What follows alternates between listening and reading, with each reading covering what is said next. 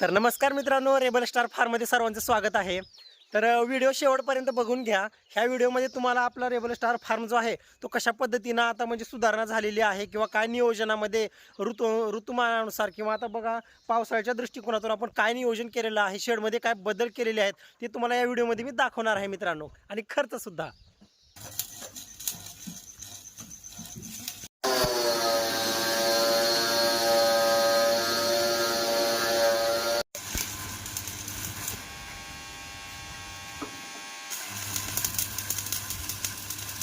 तर मित्रांनो, आता बघू शकता आपण जानेवारी महिन्यामध्ये झाडून काढण्यासाठी खराटे वगैरे बनवलेले होते, पण झालं का ते झाडावरती बांधून पण व्यवस्थित ठेवलेले होते, पण ते मशीनच संपूर्ण खराटे म्हणजे खाऊन टाकली. त्याच्यामुळे बघू शकता नवीन खराटे बनवून व्यवस्थित त्या बॅलरमध्ये पॅक करून ठेवलेला आहे, जेणेकरून भिजणार नाहीत आणि कुजणार नाहीत. त्याच्यामुळे कसं आहे, एकदा कुजले की ते खराब होतं.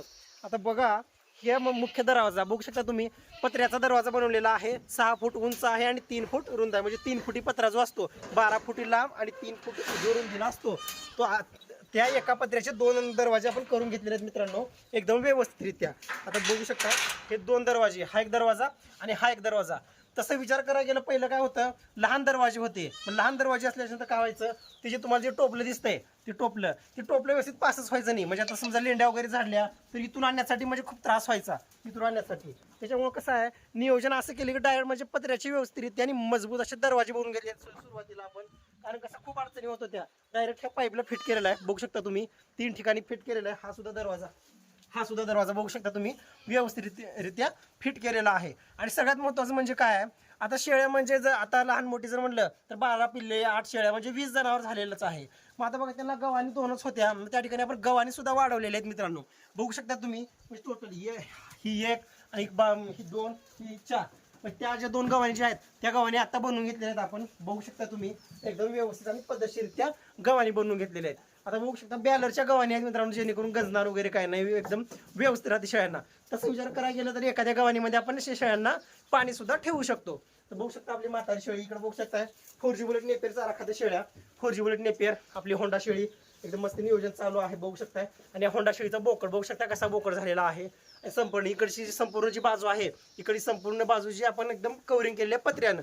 आणि इकडे बघा ही जाळी, म्हणजे ही जाळी जिथं काही खाली होती, ही खाली एक एक पत्रा लावून ही जाळी आता वरी घेतलेली आहे. जेणेकरून कसं आहे, नियोजन काय होतं इतके दिवस, काय अडचणी, मुख्य अडचण सांगतो तुम्हाला. म्हणजे हिवाळ्यामध्ये उन्हाळ्यामध्ये तितका ताण व्हायचं नाही, पण पावसाळ्यामध्ये काय व्हायचं, पावसाळ्यामध्ये समजा आता रात्रभर इथं शेळ्या राहिल्या तर इथला परिसर म्हणजे मुतून वगैरे घाण लेंड्या वगैरे होणार आणि ओला राहायचा. आणि ओला राहिला मग दिवसभर आता शेळ्याचं बाहेर काढायचं म्हणलं, इथं सुद्धा व्यवस्थित पत्रे वगैरे नव्हते आणि बाहेर तर पावसाचं आणि चिखल असायचं. त्याच्यामुळे कसं आहे, ते शेळ्यांना खूप त्रास व्हायचा आणि शेळ्या फिरवावं लागायचं. म्हणजे एकदम तकलीफचं होतं ते. आणि खूप अडचणी व्हायला, शेळ्यांना सर्दी हो, पिल्लांना म्हणजे मरतूक हो, अशा गोष्टी होत होत्या. त्याच्यामुळे आता कसं नियोजन झालं आहे, शेळ्या फक्त रात्री मुक्कामालाच आतमध्ये असणार किंवा इथं सुद्धा असू शकतात शेळ्या. कारण बाहेर किती पण जर पाऊस पडला तर ह्या शेडमध्ये, ह्या पत्र्यामध्ये एकदम व्यवस्थितरित्या शेळ्या चारा खाऊ शकतात. अशा पद्धतीचं इथं नियोजन केलेलं आहे, बघू शकता तुम्ही, एकदम व्यवस्थितरित्या. आणि शेळ्या म्हणजे आता लागवड वगैरे झालेल्या आहेत. आणि हा बघू शकता त्या लहान होंड्या शेळीचा बोकड जो आहे, हा एक बोकड आहे. अजून तुम्हाला दाखवतो मी, हा एक बोकड, ह्या शेळीचा बोकड, हा एक बोकड आहे मित्रांनो, बघू शकता. आणि व्हिडिओ सुद्धा अपलोड केलेला होता, एकदम जबरदस्त. आणि यांची आपलं काय हायटेकनं डिवरिंग वगैरे केलेली आहे, बघू शकताय बोकड. आणि ही जे पाट जी आहे, ही पाट मित्रांनो लागवड झालेली होती. आता ही पाट बघू शकताय, ही पाट आणि अजून एक जी पाट आहे, 2 पाटी लागवड झालेल्या होत्या. त्यांना म्हणजे रणदेबाईच्या मदतीनं वगैरे इंजेक्शन देऊन घेतलं, जेणेकरून ते पलटून जावं. कारण कसं आहे, ते लहान लहान पाटी गाभा जातात एकत्र खांड असला की. आणि होतंय काय, ती शेळी बसत्या बारीक, मग त्याच्यानं काय कसं आहे, ती पिल्लांची वाढ वगैरे फास्ट होत नाही, डोक्याला ताण होतंय. बारकुशी पिल्ली बसतात शेळीचं, म्हणजे व्यवस्थित कोटेदार आणि उंच पूर्ण मापा शेळी होत नाही. त्याच्यामुळे कसं आहे, शेळ्या पाठी थोडंसं आता डायरेक्ट आपल्याला 30 वेळेस किंवा दिवाळीच्या नंतरच आपल्याला लागवड करायची आहे. आणि सर्वात महत्त्वाचं म्हणजे आपलं कंपाऊंड बघू शकता, एकदम व्यवस्थितरित्या आता कंपाऊंड आहे आपलं.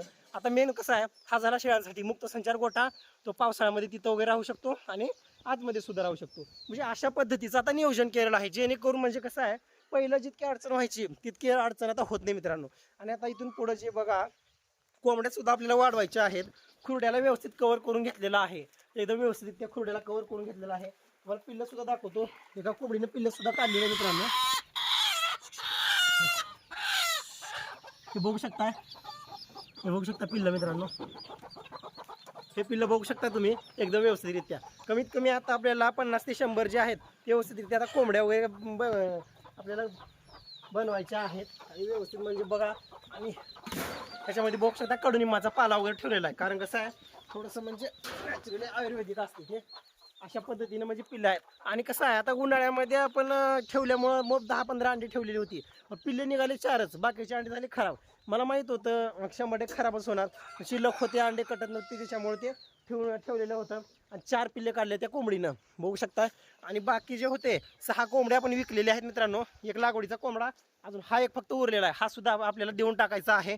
प्युअर गावरान कोंबड्या वगैरे आहेत आपल्याकडं, म्हणजे प्युअर गावरान कोंबडा आहे तो एकदम व्यवस्थितरित्या. आणि हे बघू शकताय पिल्लं, बघू शकताय त्या ठिकाणी पिल्लं कोंबडीचे तांदूळ वगैरे खातात. म्हणजे अशा पद्धतीचं संगोपन आहे.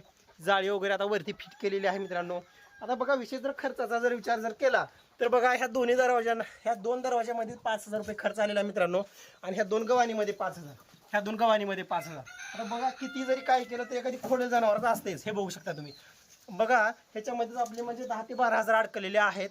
वरती पत्रे, अँगल कलर म्हणजे ते जुने जे पत्रे होते त्यांना सुद्धा व्यवस्थित कलर वगैरे देऊन घेतलेला आहे मित्रांनो. बघू शकता खुरडा वगैरे व्यवस्थित झालेला आहे सध्या, म्हणजे एकदम कव्हरिंग करून पद्धतशीररित्या नियोजन केलेलं आहे. आणि ह्या ठिकाणी बघू शकता ही जी कोंबडी आहे ही इथे कोंबडी बसलेली आहे खूप. आणि ह्या ठिकाणी इथे एक कोंबडी. आणि बघू शकता इथून पुढे आता आपण अंडे वगैरे आता म्हणजे विक्रीसाठी म्हणजे नाहीत, कारण इतक्या उन्हाळ्यामध्ये भरपूर अंडी विक्री झाली आपली. आता काही विकण्याचं काही नियोजन नाही. तर ह्या शेडला मित्रांनो बघू शकता तुम्ही, जर सांगायचं म्हणलं संपूर्ण जर धरून करणार वगैरे, किंवा आपण जे म्हणत असतो की बाबा अँगल असो किंवा नुसती नटं वगैरे मधली मारण्याची, म्हणजे A to Z जे काही नियोजन जे आहे पूर्ण, म्हणजे तुम्हाला सांगतो एवढं म्हणजे आता हे बघू शकता ह्या कोंड्या ज्या आहेत ह्याच्या सगळं जरी एकदम पद्धतशीर जरी धरून म्हणलं तर 45,000च्या पुढे नियोजन झालेलं आहे. 40 ते 45,000च्या मध्ये. कारण कसं आहे तर पत्रे जर म्हणलं तर 0.45 mm पत्रे आहेत. 12 दरवाजाला 13 पत्रे आणि 9-20 फुटे अँगल वगैरे वापरले आहेत. 4 रुपयाला एक नट होतं स्क्रू वरी मारण्याचं, पत्रे फिटिंग करण्याचं. कारण वरती दोंडे वगैरे काहीच ठेवलेलं नाही मित्रांनो, ते पण तुम्हाला लक्षात असावं. सिमेंटचे 2 पोते लागले आहेत आपल्याला. आणि दुसरी गोष्ट दरवाजे 2 गव्हाण्या वगैरे बनवून घेतलेले आहेत आपण, जेणेकरून शेळ्या तितका काही स्थान होणार नाही. कारण कसं आहे शेळीपालन म्हणलं की थोडासा खर्च करावाच लागत असते. कारण बंदी शेळीपालनामध्ये हलगर्जीपणा चालत नाही. कितीही माहिती असू द्या, कितीही म्हणजे स्वतः जरी एखादा व्हेटरनरी डॉक्टर जरी शेळीपालनाला जरी सुरुवात केला तर त्याला सुद्धा नियोजन करावंच लागणार आहे. त्याच्यामुळे कसं आहे विषय नियोजनाचा आहे. तर मला या व्हिडिओमधून एवढंच म्हणायचं आहे, तुम्हाला सांगतो की तुम्ही शेळीपालनामध्ये शेड व्यवस्थापन जे आहे ती 1 लाखाचा शेड करा, 50,000चा करा, 2 लाखाचा करा किंवा 10 लाखाचा करा, कितीही करा, काहीच अडचण नाही. फक्त एवढं मला सांगायचं आहे की जो तुम्ही त्या शेडला जो खर्च करणार आहात, जो खर्च जो तुम्ही करणार आहात तो खर्च शेळीपालनातल्या उत्पन्नातून काढलेला असावा. फक्त मला एवढंच म्हणायचं मित्रांनो.